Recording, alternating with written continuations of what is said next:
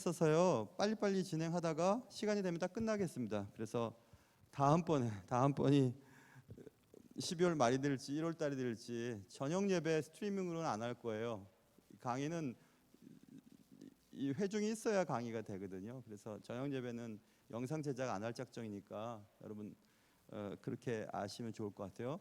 지금 우리가 어디까지 공부했냐면 지난주 거 잠깐만 해볼게요. 지난주는 예수 안에 산다는 것, 예수에 대한 것을 공부했잖아요. 예수 안에 산다는 것, 빨리 좀 할게요. 산다는 것에 대해서 우리가 공부했었어요. 지난번에. 예수 안에 산다는 것은 두 가지였었어요. obey him, 힘은 하나님이에요. obey him. 그 다음이 중요했다 그랬죠. gladly. 하나님께 순종하는 거예요. 그에게 순종하는 거예요. 예수 안에 순종하는 거예요. 예수에 순종하는 거예요. 그런데 이게 중요하다 그랬잖아요. gladly. 기쁘게 순종하는 거예요. 그게 예수 안에 산다는 거예요. 이것 빠지면 억지로 순종할 수도 있거든요. 복종이 될 수도 있거든요. 그러니까 이게 중요해요. 예수 안에 산다는 것은 예수께 순종해요. 기쁘고 즐겁게 순종해요. 그러니까 예수 안에 내가 살고 있는지 안 살고 있는지 아는 방법은 내가 예수의 뜻에 기쁘게 순종하는가, 예수의 뜻을 순종할 때 마음이 기쁜가, 억지로인가, 그거 생각해 보면 돼요. 그리고 또 하나는 acknowledge라고 해서 인정이죠. 이건 인정하다는 거죠. 뭘 인정해야 되냐면 그를 인정해요. 뭐라고 인정해야 되냐면 as Lord라고 인정해요. 주로 인정하는 거예요. 그가 누구냐면 예수예요. 예수를 주로 인정하는 거. 그래서 예수 안에 산다는 것은 두 가지예요. 순종과 인정이에요. 예수를 나의 주로 인정하는가? 주라고 하는 것은 이런 거죠. 좀 이따가 배우게 되겠지만 좀 이따 이거 잠깐 생각해 보세요. 주는 주인이에요. 주인. 나의 주인인지 주인이 아닌지를 살펴볼 수 있는 방법이 있어요. 그래서 예수 안에 산다는 것은 이거다. 우리가 지난번에 이거 얘기했고, 너무 피상적이다. 예수 안에 산다는 것은. 그래서 예수 안에 산다는 것은 예수의 마음으로 산다는 것이다. 이 얘기했어요. 예수의 마음으로. 예수의 마음으로 살아가는 거예요. 예수의 마음으로 살아가는 것이 예수 안에 사는 것입니다. 가는 것. 예수의 마음으로 사는 것이 뭘까? 지난 시간 복습하는 겁니다. 예수의 마음이 뭔데 그러면? 예수의 마음으로 산다 그랬는데 예수의 마음이 뭐야? 예수의 마음은 예수님께서 사물을 혹은 사람을 혹은 어떤 것들을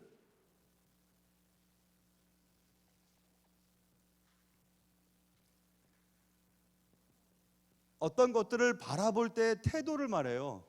예수의 마음은.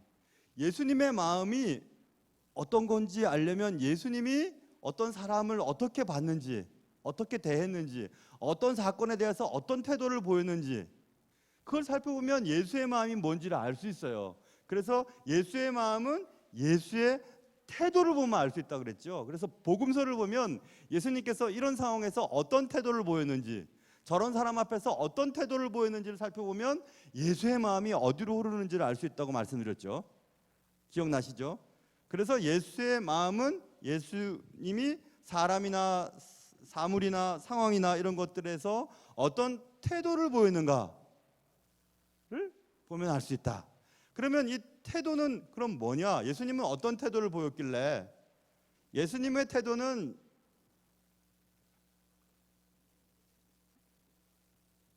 이 얘기했죠. 빌립보서 2장 5절부터 8절에 보면 예수님이 계속 낮아지십니다. 계속 낮아지시는데 죽기까지 복종하세요.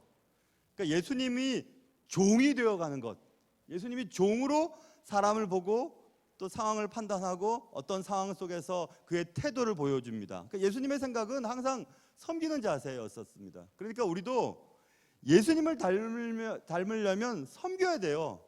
교회 내에서도 섬기지 못하는 사람은 예수님의 제자라고, 예수님의 마음을 소유했다고 얘기할 수가 없습니다. 군림하려고 하고 소리나 지르려고 하고 인사받으려고 하고 자기 뜻대로 막 내세우려고 하고 막 시끄럽게 하려고 하고 이런 사람들은 예수의 마음을 갖고 있지 않아요. 예수님이 언제 그렇게 하셨나요? 예수 그렇게 안 하셨어요. 누구든지 소외된 사람들을 찾아가서 그와 함께 밥을 먹고 그의 손을 만져주고 그와 함께 살아가는 그런 마음을 가졌잖아요. 이 마음 없으면서 예수의 태도로 예수의 뜻대로 살아간다? 예수의 마음으로 살아간다? 아니에요. 예수의 마음으로 살지 못하면 예수 안에 사는 게 아니죠. 그래서 자 보세요. 종으로 살아가는 것입니다. 그러면 종으로 살려면 조건이 필요해요. 어떻게 해야지 종으로 살아갈 수 있을 것인가? 조건이 두 가지가 있어요. 조건은 하나로 요약될 수도 있네요. 자 보세요. 나의 뜻, I will, 나 이거 할 거야. 저렇게 할 거야. 저 사람 미워할 거야. 저 사람 좋아할 거야. 저 사람이랑 상대 안 할 거야. 막 이렇게 I will, 나의 의지예요. 내 마음대로 할 수 있습니다. 나 이거 먹고 싶어. 나 저기 갈 거야. 다 합니다. 그런데 하나님의 뜻, God's will과 부딪힐 때가 있어요. 나는 막 이렇게 가고 싶어 하는데 하나님은 이 길 가기를 원하세요. 야, 그거 갖고 야 저기 교회 지으면 어떻겠냐, 그거 불쌍한 사람들 주면 어떻겠냐, 그거 너 그렇게 시간 낭비하지 말고 교회에서 그런 봉사하면 어떻겠냐 하고 하나님의 마음이 하나님의 뜻이 자꾸 부딪혀요. 그러면 이제 충돌이 일어납니다. 그래서 내 마음속에서 어떻게 하지 하고 충돌이 막 생겨요. 이럴 때, 이런 충돌이 있을 때 점점 하나님의 뜻을 선택해요. 왜 하나님의 뜻을 선택할 수 있을까요? 왜냐하면 하나님은 나의 주님이기 때문에 그래요. 나의 주인이에요. 나는 이 서번트가 종이잖아요. 노예예요, 노예. 나는 노예고 주인이 하나님이시니까 내 뜻이 아니라 하나님의 뜻대로 항상 선택하는 것은 당연해요. 이런 조건이 없는데 무슨 서번트예요? 이 서번트가 아닌데 무슨 하나님의 예수 그리스도의 태도로 세상을 살겠습니까? 예수의 태도가 없는데 어떻게 예수의 마음이 우리에게 있다고 말할 수 있겠어요? 예수의 마음이 없는데 어떻게 예수 안에 산다고 말할 수 있겠습니까? 내가 어떻게 하나님 앞에 순종하는 것을 기쁘게 순종하겠어요? 내가 그를 나의 주로 어떻게 인정하겠습니까? 다 연결되잖아요. 그러니까 여러분, 나는 막 이렇게 하고 싶은데 하나님이 그렇게 하지 마라. 그렇게 하지 마라. 영화 이름을 잊어버렸는데 청년들은 기억나는지 막 얼굴이 막 이상하게 막 된 아이가 학교 가는 그런 영화 청년들 본 사람 있어요? 두잔데 본 사람 없나? 윈 뭐라고 모르죠? 그 영화에 보면 애들이 막 놀려요. 그 얼굴 이상하게 생긴 막 괴물같이 생긴 애한테. 그랬더니 선생님이 얘기합니다. 옳은 것과 친절 중에 너희들은 항상 친절을 선택해야 돼. 이런 얘기를 해요. 기가 막힌 말이죠. 우리는 항상 옳고 옳은 거 막 이렇게 하는데 옳은 것을 주장하다 보면 무례해져요, 사람 앞에. 그래서 싸움 나는 겁니다. 아이들이 왜 엄마 말을 안 듣는데요? 엄마 말은 맞는데 기분 나쁘게 말하기 때문에 안 듣잖아요. 친절해야 되죠. 그래서 친절해야 됩니다. 옳은 것과 친절함의 선택의 기로에 있을 때 너희들은 항상 친절함을 선택하길 바래. 이런 얘기를 합니다. 친절해야 돼요. 예수님 믿는 사람은 함부로 말 안 합니다. 예수 믿는데 어떻게 함부로 말해요? 난 종인데. 주님이 함부로 말하라 그랬나요? 사람들에게? 주님이 막 갈라지고 흩어지고 싸우는 일에 앞장서라 그랬나요? 아니에요. 하나님은 하나로 묶어주고 어떻게든 세워주고 이어주고 하나 되기를 힘쓰는 일을 하라 그러셨잖아요. 내 뜻과 하나님의 뜻이 부딪힐 때는 항상 하나님의 뜻을 자꾸 많이 선택하게 됩니다. 그게 조건이에요. 그러면 구체적으로 어떻게 해야 되는데요? 어떻게 해야 되죠? 어떻게 하면 하나님의 뜻을 더 많이 순종할 수 있을까요? 선택할 수 있을까요? 그래서 구체적인 방법이 있습니다. 구체적인 방법이 있어요. 구체적인 방법은 두 가지를 소유하면 된다 그랬죠. Having the eyes of Christ, 예수의 눈을 갖는 거야. 그렇게 말했고요. 그 다음에는 예수의 마음을 갖는 거야. 그렇게 말했잖아요. 예수의 마음과 예수의 눈을 갖고 세상을 바라보고 마음을 쏟는 겁니다. 그러니까 이것은 그 구체적으로 이게 무슨 말이냐? 예수의 눈을 갖고 예수의 시각으로 세상을 바라보고 예수의 마음으로 살아가라. 이게 뭘 말하는 건가? 이것은 다른 사람들과의 관계 속에서 드러나요. 다른 사람들과의 관계 속에서. 혼자는 누구를 못해요. 나 예수의 마음을 갖고 있어. 나 예수의 시각을 갖고 있어. 누가 말을 못합니까? 다른 사람들의 관계 속에서 그것이 드러나요. 저 사람이 예수의 눈을 갖고 나를 바라보고 있는지, 예수의 마음으로 나를 바라보고 있는지 드러나요. 다른 사람에 대해서 이런 것들이 드러나는데, 다른 사람에게 대해서는 예수의 눈을 갖고 예수의 마음을 가진 자는 딱 두 가지예요. 지난 시간에 다 얘기했던 겁니다. 컴패션이라고 하는 것은 연민을 갖는 거예요. 불쌍히 여겨주는 거예요. 무조건 다른 사람을 향해서 불쌍하게 여겨주는 겁니다. 저 사람이 저렇게 막 화를 내고 막 욕을 하고 짜증을 부리고 내 마음을 아프게 하지만 그게 불쌍한 거예요. 화가 나지 않고 불쌍한 겁니다. 저 사람이 어릴 때 존중함을 받지 못했으니까 저렇게 자존심이 강하지. 저 사람이 아버지나 어머니로부터 인정함을 받지 못했으니까 저렇게 인정함을 못 받았을 때 막 화를 내고 막 저러지. 자기 의견이 인정받지 않아, 자기 의견이 되지 않으면 막 저렇게 막 화를 내고 막 자리를 박차고 일어나고 막 저러지. 그런 분들 보면 불쌍한 거예요. 저분이 저렇게 살았으니까 저런 행동을 할 수밖에 없지 하면서. 다른 사람에 대해서는 무조건 불쌍히 여기는 마음, 컴패션이라는 마음이 있어야 돼요. 두 번째는 forgiveness라고 하는 용서예요. 예수님은 항상 용서하십니다. 내가 저 사람에 대해서 용서할 마음이 있는가? 그래서 제가 지난번에 예를 들었잖아요. 제가 설교 시간에 가끔 얘기하는 빼빠 같은 사람, 샌드페이퍼, 만나면 부딪히면 얘기만 하면 상처를 주는 거예요, 나한테. 그런 사람이 있어요. 그래서 영어에서는 버터 나이프라고 하는 류의 사람이 있다고 했잖아요. 버터 나이프는 빵 발라 먹을 때 그 버터 자르는 칼이죠. 그걸로 심하게 사람을 죽일 수는 없어요. 그러나 상처는 낼 수 있다니까요. 자꾸 상처를 내요, 사람들 마음을. 자꾸. 이런 사람이 있습니다. 말만 하면 기분 나쁘게 말하는 사람이 있어요. 기분 나쁘게 말합니다. 그래서 내 마음에 이렇게 저렇게 상처를 주는 사람이 있어요. 그런데 그런 사람들에게까지도 불쌍히 여기고 또 그를 용서해 주는 마음을 가질 때 비로소 우리는 예수의 눈과 예수의 마음으로 세상을 살고 있다고 말할 수 있어요. 그래야만 우리는 예수의 마음으로 예수 안에 살 수 있다. 이 얘기 지난번에 했거든요.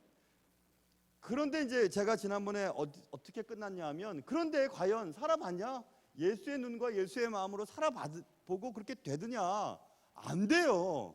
미운 사람은 여전히 믿고, 날 괴롭히는 사람들 보기 싫고, 저 사람 만날까 봐 피하고 싶고, 저 사람 밥 먹자 그러면 두근두근 거려요. 또 상처 줄 것 같으니까, 또 내 마음을 힘들게 할 테니까, 또 함부로 나를 비웃고 조롱할 테니까, 내가 함부로 내가 말할 수 없는 위치니까 내게 막 그렇게 해댈 테니까 만나고 싶지 않은 거죠. 안 되는 거예요, 예수를 믿어도. 그래서 우리는 안 되겠어요. 하나님 어떻게 하면 좋죠? 하나님 내 힘으로는 안 돼요. 그래서 하나님이, 예수님께서 천국 가시면서 내가 너에게 좋은 것 보내줄게. 그래서 하나님께서 성령님을 보내주신 거예요. 그래서 성령님이 필요한 거예요. 그래서 성령 공부를 우리가 하게 된 거예요. 그래서 오늘은 성령님에 대한 얘기를 하게 된 거거든요. 그게 지금 지난 시간에 했던 얘기들입니다. 자, 그래서 여러분 오늘 제가 그런 마음으로 오늘 이 앞에 섰어요. 야, 또 언제 이 강의가 시작될 수 있을까? 과연 될까? 내년이라고 하는 내년이 우리에게 주어질까? 그리고 제가 주님 앞에 기도했습니다. 하나님, 제가 설교하고 또 새벽에 기도하면서 오늘이 마지막인 걸 모르고 갔던 많은 교우들 생각이 계속 나요. 그래서 그분들에게 마지막 말씀을 제대로 전했을까라는 생각을 해보면 너무 마음이 아플 때가 있습니다. 마지막 출입이었을 텐데 그분에게 정말 주님의 진리를 전달했을까라는 생각을 해보면 두려워요. 그래서 오늘도 그런 마음으로 섰습니다. 자, 그래서 우리 여러분 보세요. 예수를 믿으면 우리는 회심이라는 단어를 써요. 회심. 저 사람 회심했다. 마음을 돌이켰다는 얘기잖아요. 회심했다는 말을 쓰잖아요. 그런데 이 회심이라는 말을 잘못 이해하면 우리는 큰일 납니다. 큰일 나요. 자, 회심이 우리의 마음속에 일어나는 유혹의 문제 있잖아요. 죄를 짓게 만드는 유혹의 문제를 해결해 주지 못해요. 회심했다고 해서 우리 마음속에 우리의 심령을 괴롭히는 유혹의 문제를 해결해 주지 못한다니까요. 오히려 회심을 하잖아요. 예수를 믿게 됐잖아요. 우리가 예수를 믿게 됐죠. 오히려 회심은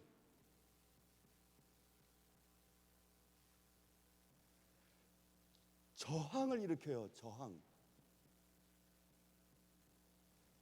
옛 성품과 예전에 즐기던 것들에 대해서 자꾸 내가 왜 그렇게 살아야 돼? 내가 왜 그렇게 해야 돼? 하면 자꾸 저항한다고요. 저항을 해서 결국 이 유혹을 고조시켜요. 오히려. 그래서 성령 말씀으로 열심히 살려고 했던 사람들이 까딱 잘못하면 금방 죄를 짓는 겁니다. 금방. 하나님의 젊을 때 하나님의 뜻대로 그렇게 쓰임 받던 목회자나 뭐 장로님이나 교회에 열심히 사역했던 사람들이 확 넘어가 버려요. 확. 왜냐하면 계속해서 저항이 일어나거든요. 그러니까 그 저항을 또 이기려니까 더 유혹이 큰 게 우리의 마음속에 다가와요. 예수를 믿기 전에는 이 정도는 문제도 아닌 것들이 예수를 믿은 다음에 더 큰 유혹들이 우리에게 찾아온다니까요. 그래서 회심은 유혹의 문제를 해결해 준 것이 아니라 오히려 회심은 우리의 속에 저항을 일으켜요. 그래서 유혹이 그 저항을 견디느라 더 유혹이 고조되어 버려요. 이런 얘기를 해요. 누가 얘기한 프랑스의 철학자 나 프랑스어를 잘 못하니까 발음이 틀릴지도 몰라요. 장-릭 마리옹이라고 하는 프랑스 철학자가 이 얘기합니다. 야, 회심했다고 끝난 줄 아냐? 아니야. 회심이 오히려 더 위험해. 회심은 우리의 유혹을 점점 고조시켜가지고 우리를 큰 죄 짓게 만들거든. 그러니까 조심해야 된다고 장-릭 마리옹이 그런 얘기를 합니다. 그러면 저 보세요. 그러면 저항이라고 하는 부분을 생각해 보세요. 저항. 무슨 저항이라는 게 무슨 말인가? 자, 보세요. 유혹을 우리의 속 사람에 있는 죄에 대한 유혹을 자꾸 고조시키는 저항이 일어나는데 그 저항은 보세요.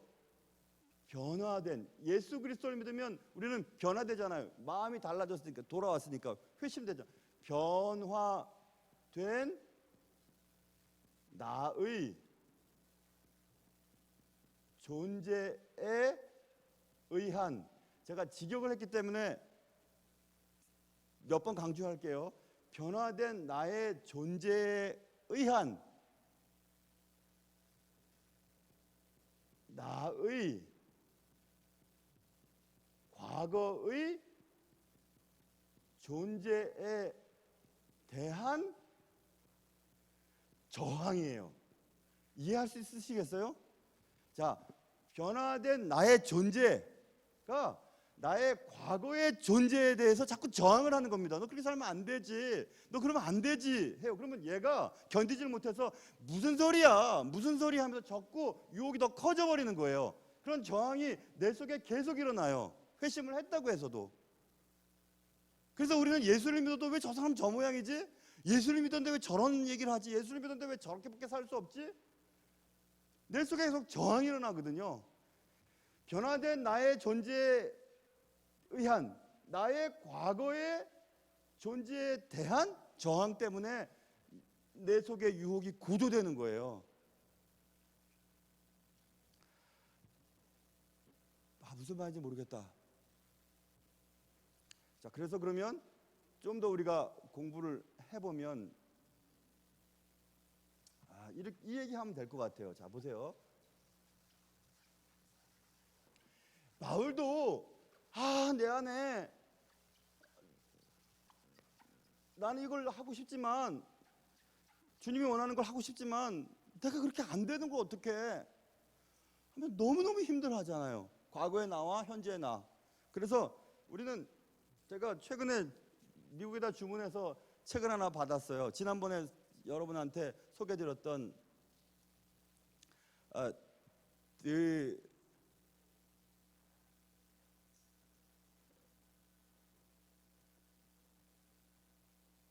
독트리나 크리스티아나라고 하는 그 책 있잖아요. 그 기독교 교리 어거스틴이 이런 말을 합니다.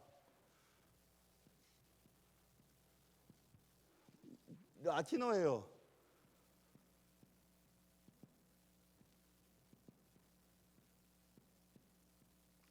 이렇게 얘기를 해요. 언어스는 짐이거든요. 버든이에요. he는 to me예요. to me, 이거 to me지. 역격이라고 하거나 대격이라고 해요. 이거는 이다라는 뜻이거든요. 자 보세요. 그래서 어거스틴이 honors me, honor me some이라고 얘기를 해요. 그렇게 읽어요. honors me, honor me some 이렇게 얘기합니다. 이 얘기가 무슨 얘기냐면 나의 짐이 내게 또 짐을 져준다는 뜻입니다. 다시 얘기하면 의역하면 내가 나라고 하는 존재가 나에게 짐이 되어버려요. 여기서 말하는 나는 누굴까요? 옛 나지요. 그런데 지금 나에게 짐이 돼요. 내가 주님의 뜻대로 살려고 하는 나에게 계속 짐이 되는 겁니다. 계속 짐이 돼요. 계속 또 짐이 되는 겁니다. honors me, honor me some. 유명한 말입니다. 어거스틴의 이 말은. 그러니까 내 속에 또 다른 나가 있는데 그것은 예수를 믿지 않는 나가 예수를 믿고자 하는 나를 자꾸 괴롭히는 겁니다. 그런데 예수를 믿고자 하는 내가 예수를 믿지 않는 자와 자꾸 저항을 해서 자꾸 주님의 뜻대로 선택을 하려고 노력을 해요. 그러니까 예수 믿는다는 것은 치열한 노력이 필요합니다. 내가 말 한마디라도 행동 하나라도 돈 한 푼을 써도 주의 뜻대로 써야지라고 하는 그런 치열한 결과에 의해서 돈을 이쪽으로 쓰고 행동도 이쪽으로 하고 말도 이쪽으로 하고 사람을 용서하기도 하고 그렇게 하는 거예요. 그러니까 예수 믿는다는 것은 쉬운 일은 아니에요. 어거스틴이 이런 얘기를 해요. 어거스틴의 책에 있어요. 어거스틴의 이거 시편이에요. 시편 59편 9절 주석책에 이 말을 해요. 라틴 말로. 이 말을 한 이유가 있습니다. 마태복음 11장 30절이죠. 나의 멍에는 쉽고 가볍고 내 짐은 가볍다. 그렇게 얘기하죠. 내게로 오라고 주님 말씀하시면서. 그래서 짐 얘기하잖아요. 짐. 그래서 어거스틴이 이런 얘기합니다. 아니, 짐, 우리가 지는 모든 짐들은 나를 짓눌러 버려요. 그런데 주님이 지어주시는 짐을 지는 순간 우리가 들려 올려져요. 왜냐하면 주님이 우리에게 주시는 짐에게는 날개가 달렸거든요. 그래서 주님이 우리에게 짊어지는 짐을 지어주면 우리가 들려 올라간다니까요. 그래서 내가 내 힘으로 일하지 않고 주님이 들어서 주님의 일을 하게 하세요. 너무 기막힌 말 아니에요? 주님이 지어주시는 짐에게는 날개가 달려 있으므로 우리가 하는 것처럼 보이지만 하나님이 들어서 하시는 거예요. 할 수 있게 만드세요. 사랑할 수 있게 하시고 용서할 수 있게 하시고 불쌍하게 여기게 하시고 그렇게 하세요. 그렇기 때문에 이 일을 하는 것이 누구냐 하면 회심한 자와 함께 구원의 완성까지 이르게 하시는 성령님의 존재가 필요한 거예요. 그래서 이까지 하면 성령님이 내게 필요하구나. 성령님이 필요하구나. 그래서 성령님이 하는 사역들을 요약해 보면 우리가 그리스도와 연합되어서 회심한 뒤에 우리가 회심했잖아요. 회심했지만 변화된 존재, 나의 존재가 과거의 존재 때문에 계속 저항이 일으키고 힘들잖아요. 나는 안 되잖아요. 점점 짐이 무겁잖아요. 죄의 짐도 무겁고. 그런데 주께서 우리를 하게 하세요. 그 일을 하시는 분이 성령님인 거예요. 그래서 성령님을 의지하지 않고 성령의 은혜를 받지 않고서는 주의 뜻대로 살 수 없고, 주의 말씀대로 살 수 없고, 예수님의 뜻을 따라 살 수 없고, 예수 그리스도인으로 살 수 없어요. 그렇기 때문에 성령론이 그렇게 중요한 겁니다. 성령을 우리가 의식하지 않고 신앙생활을 한다는 것은 억지로 하는 거예요. 힘든 거예요. 그래서 이제 드디어 오늘 본문이 들어가는 거예요. 성령 하는데 성령이 도대체 뭐냐? 얘기 좀 해달라. 나 그동안 신앙생활 그렇게 했는데 성령은 모르겠다, 모르겠어. 제가 지금 알려드리는 거예요. 성령은 누구신가? 성령이 누군가? 자, third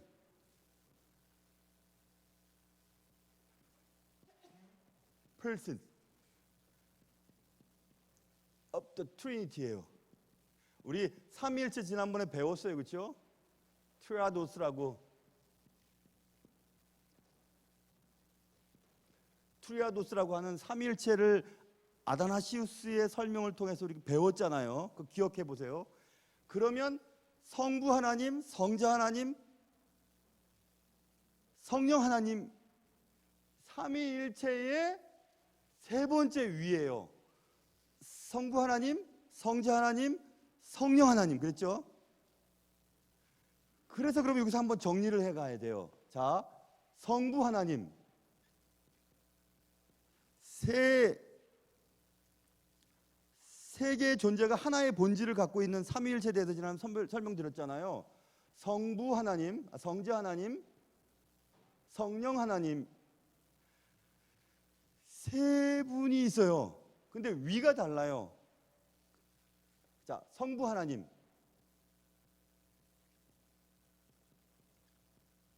Father, 성부 하나님은 뭐 하냐?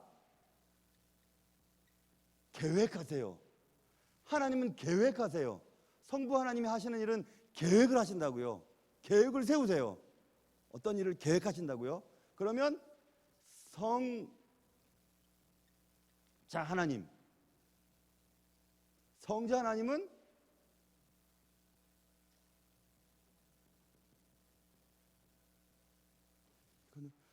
성취하세요. 하나님이 계획을 세우시고 그것을 성취하시는 분이 성자 하나님이에요. 구원 계획을 세우셨어요, 하나님이. 근데 그 구원 계획을 성취하시는 분이 성자 하나님이시잖아요. 성취하세요. 그럼 이제 우리가 배울 성령,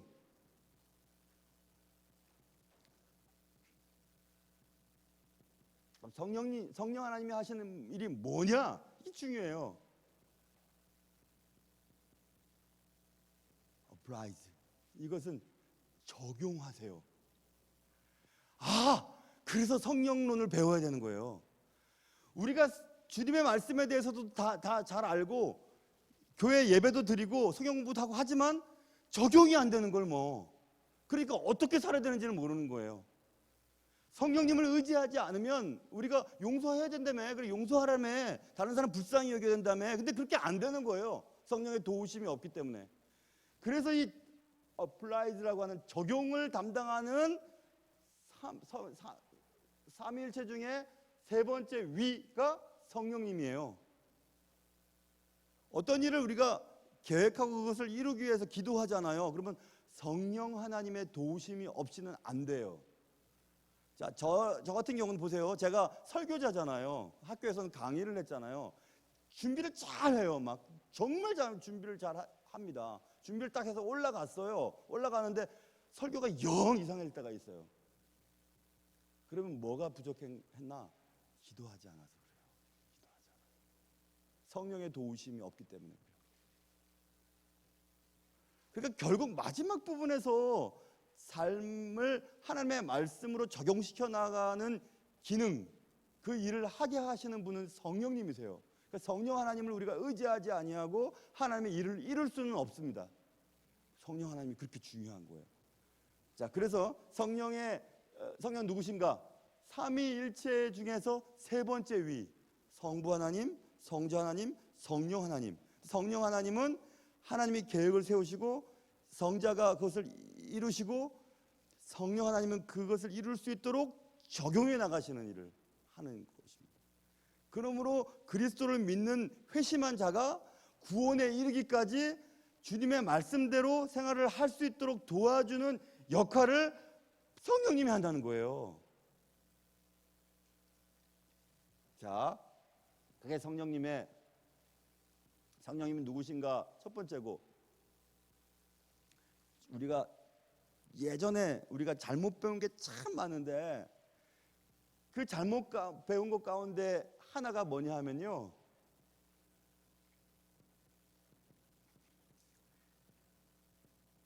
성령님에 대해서 너무 잘 못 배웠어요. 자, 보세요.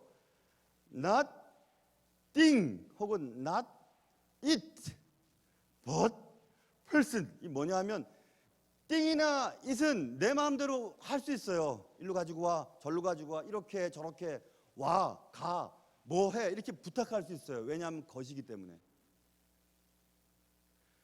그런데 but person, 인격체는 내 마음대로 안 돼요. 그런데 우리는 성령 하나님을 어떻게 대우했는지 아세요?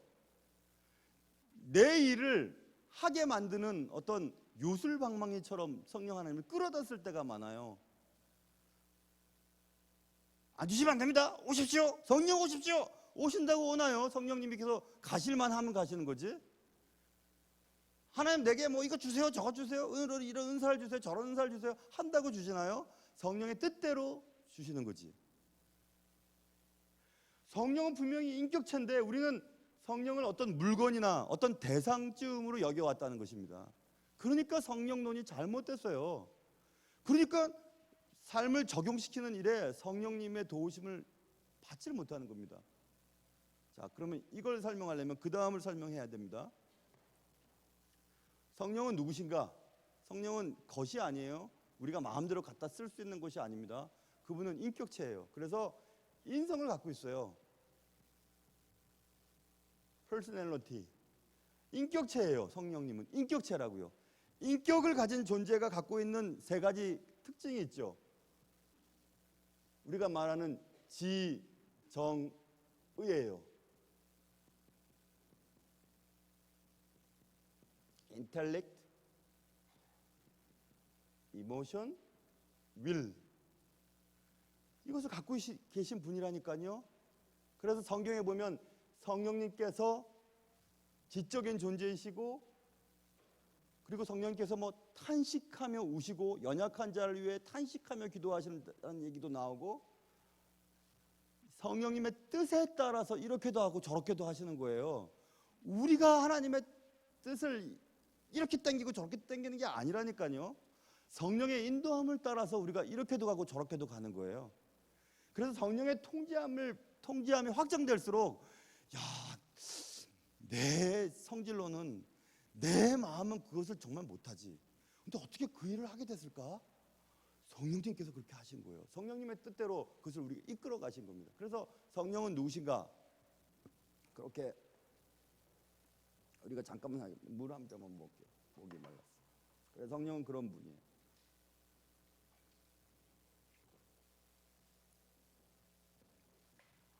그러면 성령은 그런 분이다. 그러면 성령은 뭐 하시는데요?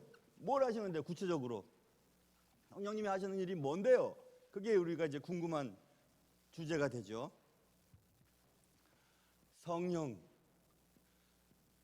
성령님은 그러면 누구신가는 배웠죠. 성령님은 무엇 하시는가?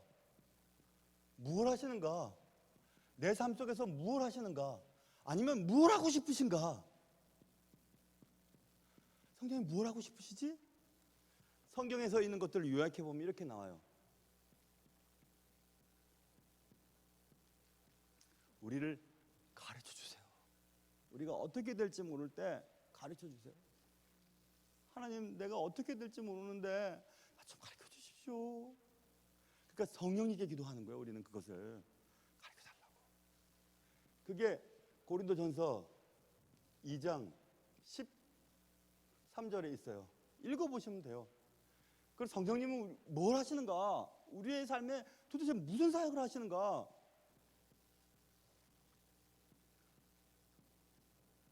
우리를 위해 기도하세요. 기도. 로마서 8장 26절에 보시면 말할 수 없는 탄식으로 우리를 기도하신다는 말이 나와요. 성령님께서. 성령님은 뭘 하시는가? 이 땅에서 나를 위해서 뭘 하시는가?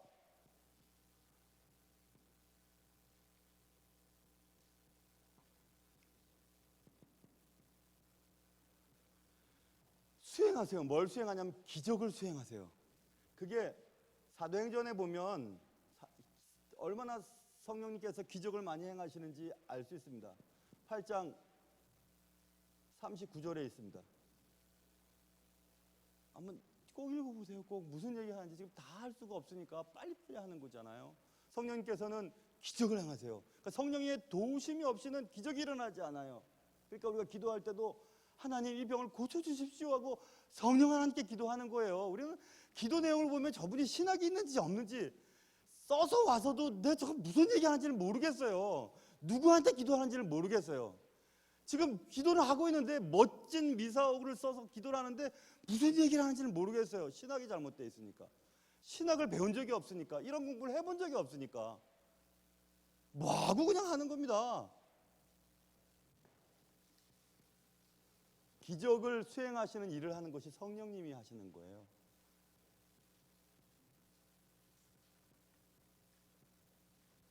우리를 도와주시는 분이세요. 도와주세요.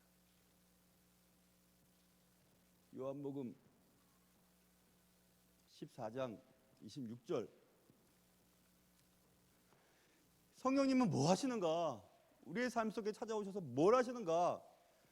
저는 이 말씀 좋아해요. 가이더즈. 우리의 삶을 인도하세요. 인도하세요. 요한복음 16장 13절의 말씀이에요. 이런 일들을 하시는 분이 성령님이세요. 그러니까 성령님을 의지하지 않고 성령님의 가르치심과 성령님을 의지해서 나의 삶에 대하여 기도를 부탁하지 않고 성령님을 의지하지 않고 기적을 경험하거나 기대하거나 성령님의 도움 없이 주의 일을 한다고 하는 것은 다 거짓말이에요. 안 돼요. 성령이 도와주셔야 용서도 할 수 있고 성령이 인도해 주셔야 정확한 것을 판단할 수도 있고 정확한 결정도 내릴 수 있거든요. 그래서 제가 너무너무 답답할 때가 있어요. 기도를 해서 하나님의 뜻이 분명히 여기잖아요. 그렇지? 이거잖아요. 그래서 정말 이게 분명한데 기도도 안 하고 성령님의 뜻도 모르면서 자신의 생각과 자신의 뜻을 따라서 막 이렇게 얘기를 해보면 못하는 거 할 수가 없어요. 할 수가. 그래서 저는 언젠간 분명히 그 일을 할 겁니다. 저는 조금 일찍 은퇴해서 이런 말 한다고 뭐라 그럴지 모르겠지만 저는 조금 일찍 은퇴할 거. 그리고 저는 정말 자유롭게 목회 한번 해보고 싶어요. 자유. 하나님이 내게 주신 은사와 내게 주신 재능과 하나님이 그때 주시는 그 예민한 하나님의 뜻들을 막 그냥 열심히 한번 역동적으로 해보고 싶은 마음이 정말 강해요.